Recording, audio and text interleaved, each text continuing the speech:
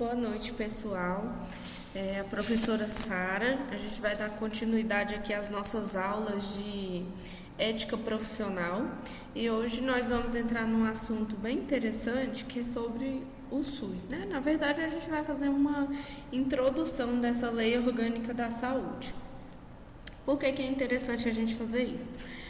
Para a gente entender de que modo se dá a atuação da enfermagem dentro do nosso contexto de saúde. E aí eu quis trazer essa introdução do SUS para que a gente consiga fazer isso com um conceito mais amplo. Quando você tem saúde pública, nessa disciplina, né, vocês vão abordar bastante as leis orgânicas da saúde. Então hoje a gente vai fazer uma introdução só mesmo com a lei 8080, que eu acho importante a gente dar esse início, né? Bom, primeiro vamos entender como se dá, né? O SUS, que é o nosso Sistema Único de saúde pública principalmente, né? Ele não se iniciou quando a gente fala da Lei 8080 de 90, né? Que ela é bem famosa, assim, a maioria das pessoas da parte de saúde, das profissões voltadas para a saúde, a maioria dessas pessoas conhece a Lei Orgânica da Saúde, o SUS, né? Então, o SUS ele se iniciou ainda na 8ª Conferência de Saúde, que aconteceu em 1986. Vocês veem que não é uma coisa tão antiga, né? Ele é bem jovem. E aí, quando teve essa Conferência de Saúde, com a participação popular e tudo como deve ser, né? Foi dado início aos trabalhos, foi pensado uma forma que a população, de modo geral, pudesse ter acesso à saúde.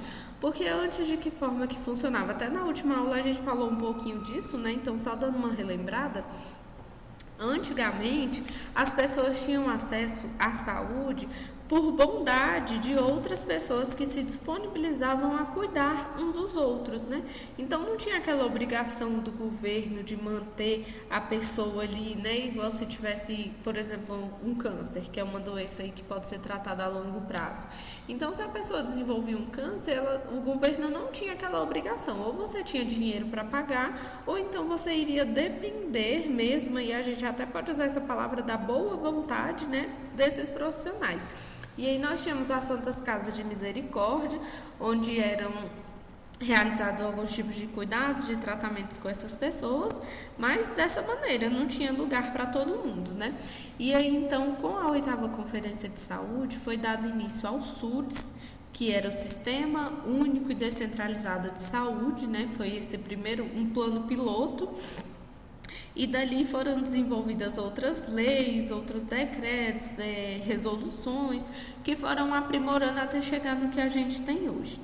Então, quando foi criada a Constituição Federal, em 88, foi o primeiro passo, a primeira legislação que a gente teve de um sistema único e público de saúde, que foi lá no artigo 196, está escrito assim, né, que a saúde é um direito de todos e dever do Estado.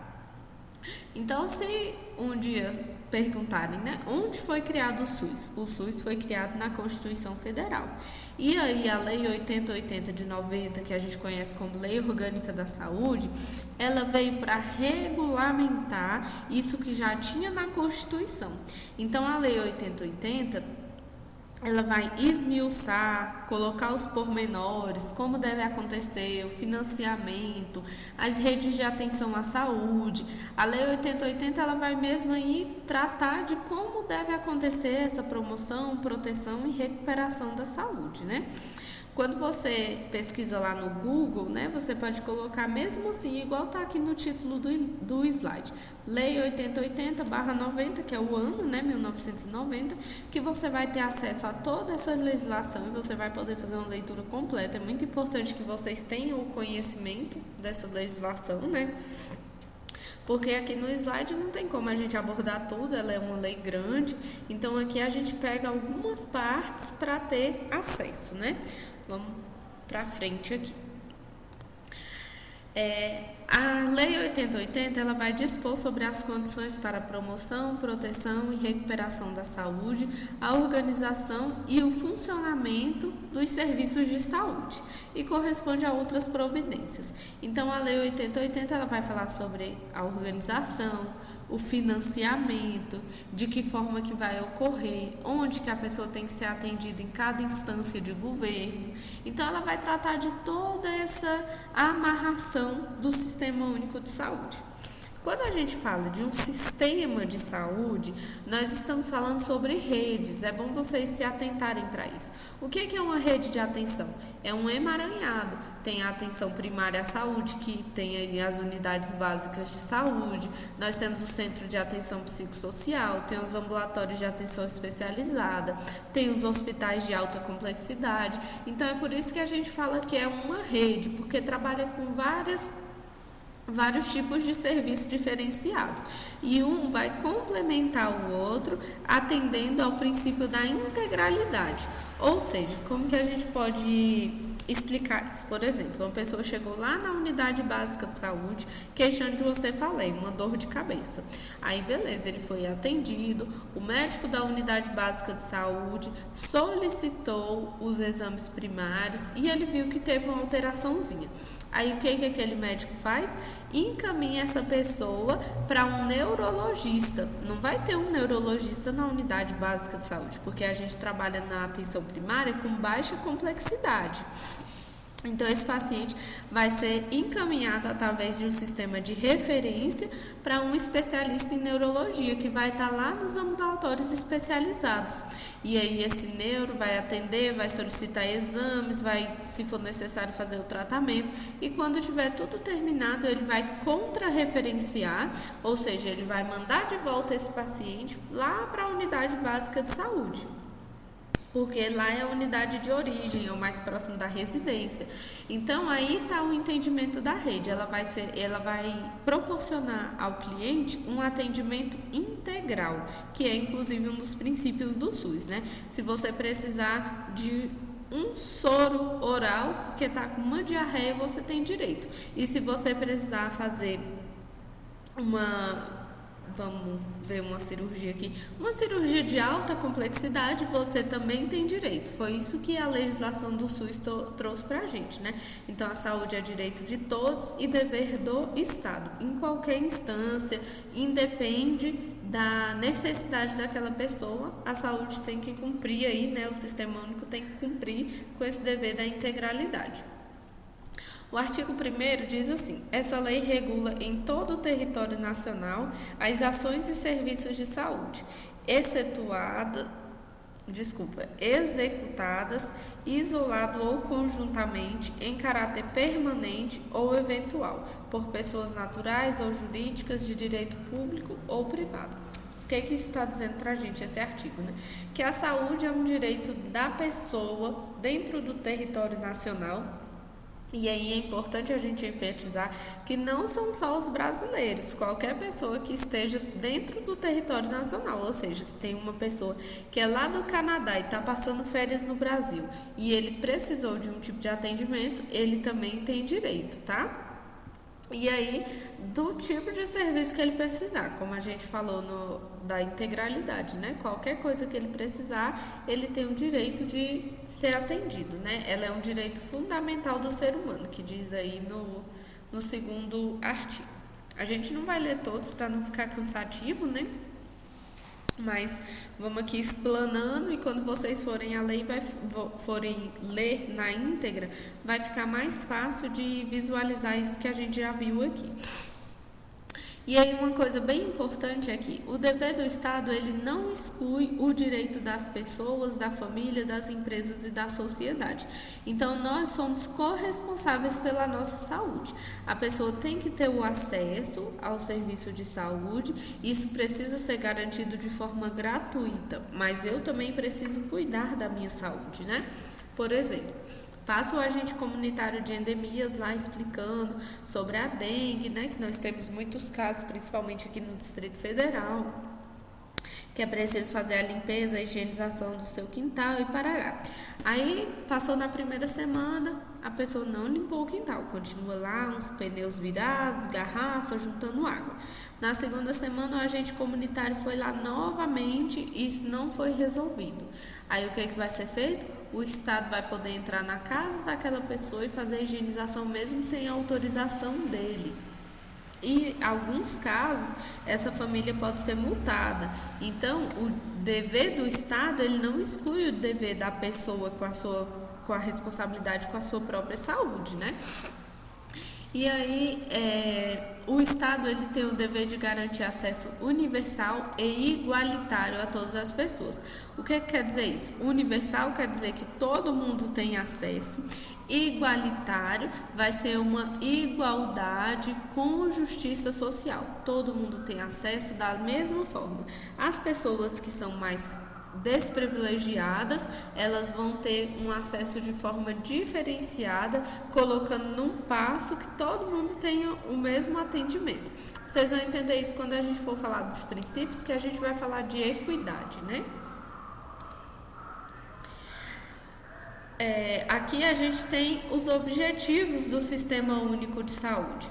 São 3, basicamente, os objetivos, que são a divulgação dos fatores condicionantes e determinantes de saúde, a formulação das políticas públicas de saúde destinadas a promover nos campos econômicos e social a observância do inciso 1º do artigo 2º, e a assistência às pessoas por intermédio de ações de promoção, proteção e recuperação da saúde, com realização integrada das ações assistenciais e das atividades preventivas. Vamos especificar cada um desses aqui. Então, no parágrafo 1º, fala um pouco de fatores condicionantes e determinantes de saúde. O que isso quer dizer? O que são os fatores determinantes e condicionantes de saúde? É o transporte, a alimentação, o lazer, a vestimenta. Então, o que a gente tem que pensar? Que isso não são coisas, tipo assim, a roupa que eu estou vestindo hoje não vai determinar hoje a minha saúde, mas são coisas que a longo prazo elas vão influenciar em primeiro grau a saúde da pessoa. Por exemplo, a alimentação. Se eu não tenho uma alimentação saudável, com certeza isso vai me acarretar algum problema de saúde. Por isso que chama fatores determinantes e condicionantes de saúde, porque são coisas que vão ali determinar como que vai funcionar a minha saúde dentro de um determinado período. Então, esses são os fatores determinantes. Então, um dos objetivos do SUS é identificar e divulgar esses fatores. Formulação de políticas de saúde. Por exemplo, nós temos a Política Nacional da Pessoa Idosa. O que essa política diz? Ela vai dizer como deve ser o atendimento da pessoa idosa, o cuidado, o que deve acontecer se uma pessoa idosa é abandonada, se ela é negligenciada. Então, as políticas públicas de saúde, elas também vão influenciar ali no nosso nível de saúde. E a assistência às pessoas por meio de promoção, proteção e recuperação da saúde. Então, você vai aprender a ter autonomia e cuidar da sua saúde. A gente vai fazer a proteção, a prevenção, né? Por exemplo, através de vacinas. E também a recuperação da saúde quando necessário, a reabilitação, né? Essa pessoa já passou por um processo de doença e agora ele necessita da reabilitação. Então, ela é uma assistência integral. Esses são os objetivos aí do SUS. Estão incluídos ainda no campo de atuação do SUS a execução de ações de vigilância sanitária, vigilância epidemiológica, saúde do trabalhador, assistência terapêutica integral, inclusive farmacêutica. Vamos falar disso aqui um pouquinho. Por que a gente diz os campos de atuações do SUS, né? Porque tem coisas que na nossa legislação que não estão envolvidas no campo de atuação do SUS. Por exemplo, a limpeza urbana, ela faz parte de um processo saúde e doença. Com a limpeza a gente adquire melhores níveis de saúde, porém ela não é um um campo de atuação do SUS. Nós temos outras pastas que são responsáveis por isso. Então, o que é a vigilância sanitária, que é um dos campos, né? A vigilância sanitária, ela vai tratar de todos os bens de consumo que chegam à pessoa humana. Então, um creme de cabelo que você usa, ele tem que passar pela Anvisa, né? A Anvisa é a Agência Nacional de Vigilância Sanitária. Ela vai fiscalizar, vai estar tudo certinho, se aquilo não vai acarretar nenhum dano à saúde, a quantidade de sódio que tem nos alimentos industrializados. Então, a Anvisa, ela vai fazer isso. Quando fala bens de consumo, vocês vão lembrar da vigilância sanitária. A vigilância epidemiológica, ela vai estar voltada para doenças e agravos. Então, a vigilância epidemiológica, ela vai conhecer os fatores que podem causar doenças e agravos e ela vai tomar as providências para que seja evitado esses agravos. Por exemplo, a vigilância epidemiológica que cuida do problema que nós temos hoje com a dengue. Então, para você saber diferenciar bem esses dois termos, é só você focar nisso. Vigilância sanitária voltada para bens de consumos que a pessoa humana tem acesso e vigilância epidemiológica voltada para doenças e agravos. A saúde do trabalhador, a gente vai unir vigilância sanitária e vigilância epidemiológica e envolver a saúde da pessoa que é um trabalhador nesse contexto. Então, nós vamos cuidar de todos os bens de consumo, de todas as doenças e agravos que estão envolvidas no dia a dia do trabalhador. Por exemplo, doenças e agravos que estão envolvidas com o trabalhador que trabalha lá numa fábrica de cimento. Ele pode vir a desenvolver algumas doenças aí voltadas para o sistema respiratório, devido à inalação do pó do cimento, seria um exemplo. E a assistência integral, terapêutica, inclusive a assistência farmacêutica. A pessoa ela tem direito a todo o tipo de atendimento e ao tratamento para o agravo ou a doença que ela desenvolveu, né? Isso é uma responsabilidade aí do Sistema Único de Saúde. E agora nós vamos falar um pouquinho dos princípios do SUS. Sempre, a maioria das vezes, quando você vê, por exemplo, aí no parágrafo 1º, a primeira palavra que está ali, acho que vai dar para ver no slide, eu coloquei negrito, né? Universalidade. E depois vai estar explicando o que quer dizer isso. Então, quais são os princípios do SUS? Universalidade, integralidade. E aí depois a gente vai vir explicando isso, né? Então, vamos lá. O primeiro princípio, a universalidade de acesso aos serviços de saúde em todos os níveis de assistência. Eu já expliquei isso aqui bem, né? A universalidade quer dizer que todas as pessoas têm acesso aos serviços de saúde.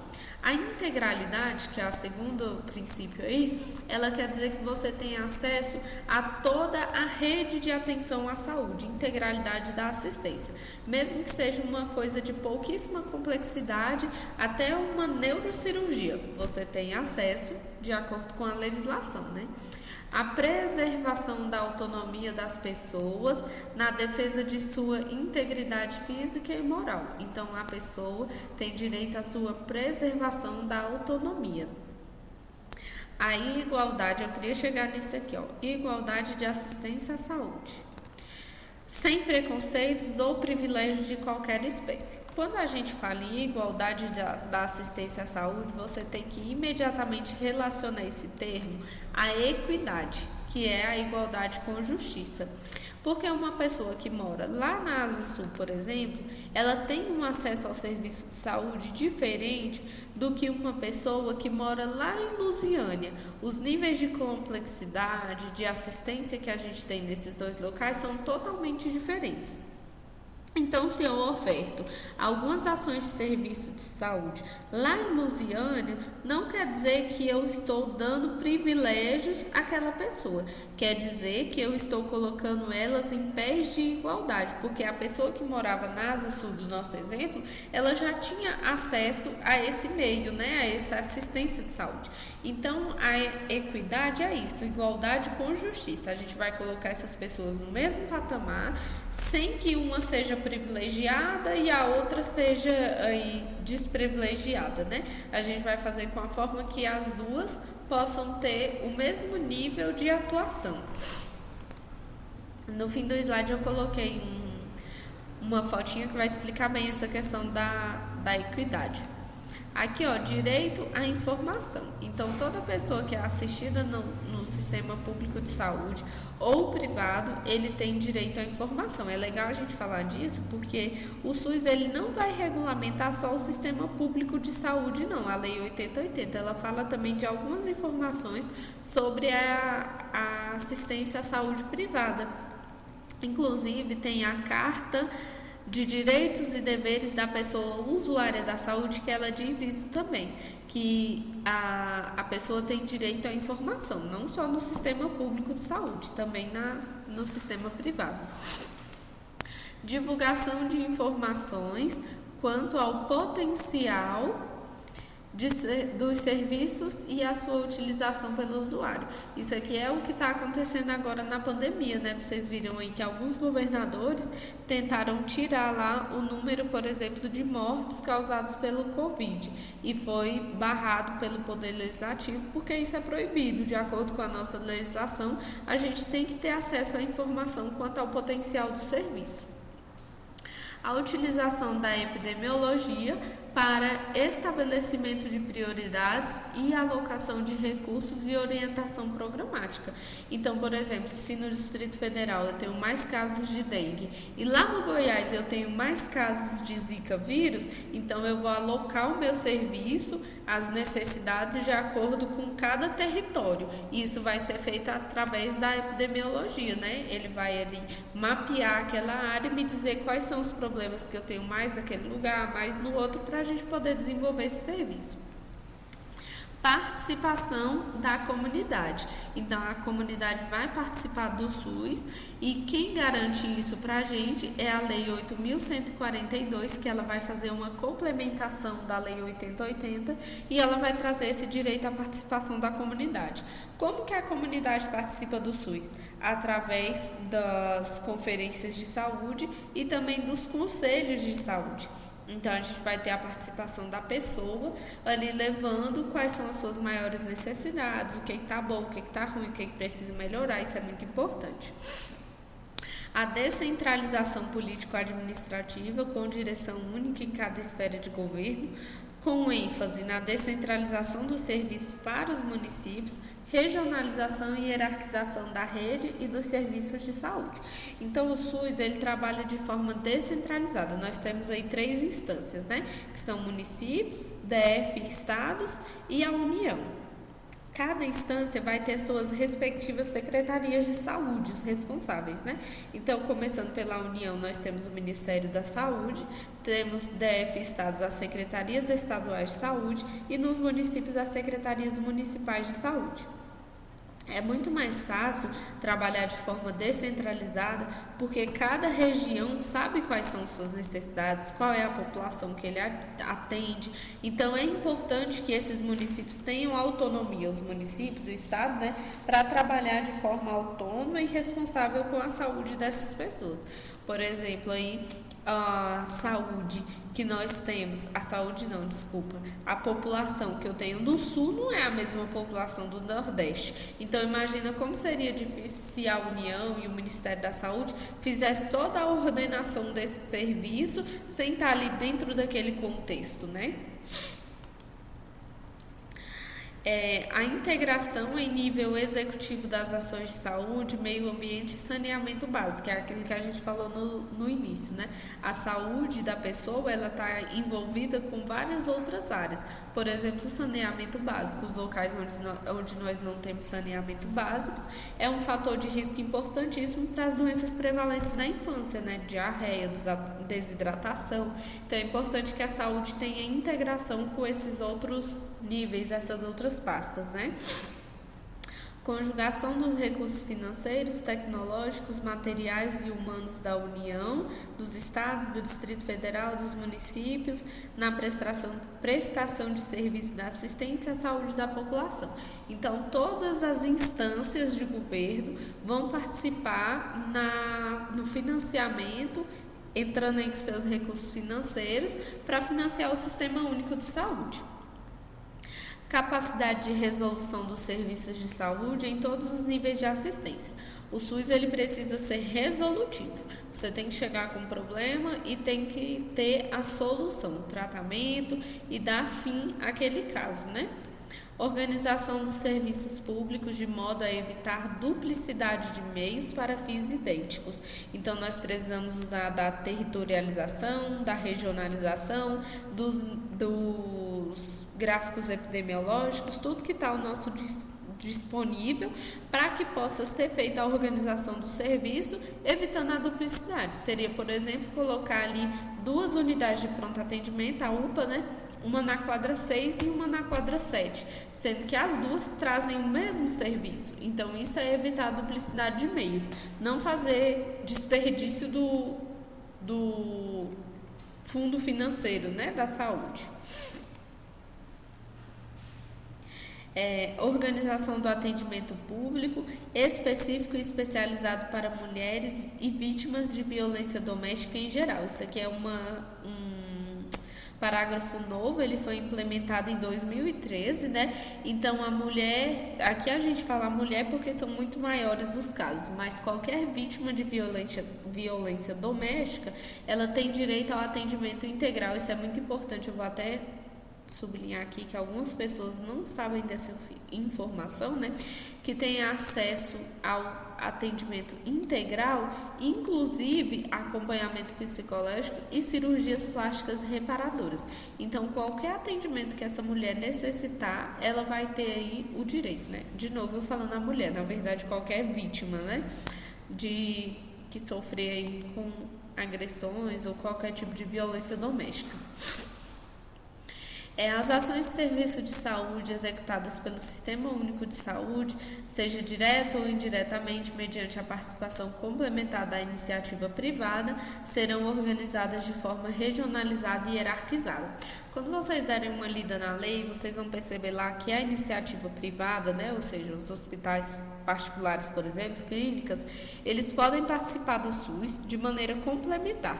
O que diz a lei? Quando o serviço for ineficiente, eles vão poder participar fazendo a complementação. E a gente vai dar preferência para as unidades sem fins,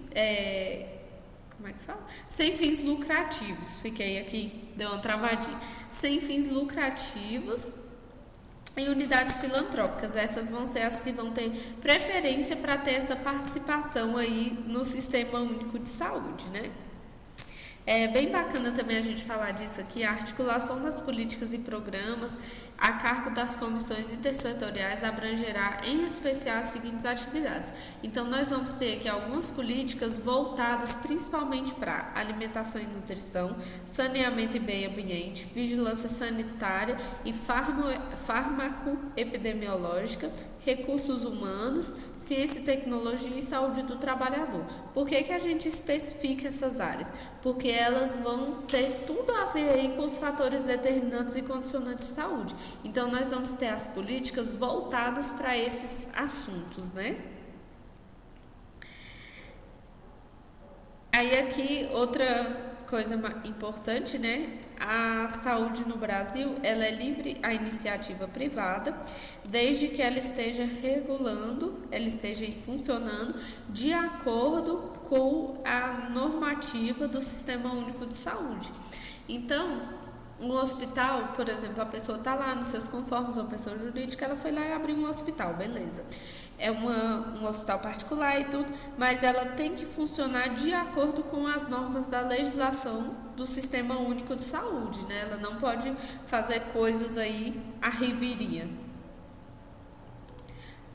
E aqui eu trouxe uma imagenzinha para vocês, falando sobre igualdade e equidade, né? Na primeira foto, nós temos uma pessoa cadeirante, um rapaz bem alto, uma moça de estatura mediana e uma criança. Se eu der a mesma bicicleta para todo mundo, a gente não vai estar trabalhando com igualdade, porque aqui algumas pessoas ficaram em desvantagem, como por exemplo a moça da cadeira, que ela não pôde, né, desfrutar do seu presente.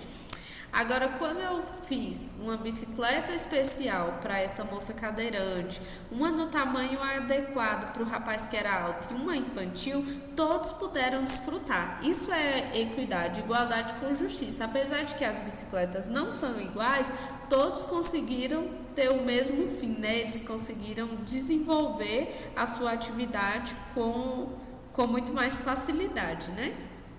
Então aqui vocês vão ler o slide na íntegra, vão ler lá a lei, como eu pedi, né? Pesquisar lá no Google, Lei 8080 de 90, e vocês vão ter acesso a toda essa legislação e vocês vão aprofundar nos estudos, né? Aqui a gente trouxe um apanhado geral. Agora eu vou fazer uma pausazinha e já a gente volta para a segunda parte, beleza?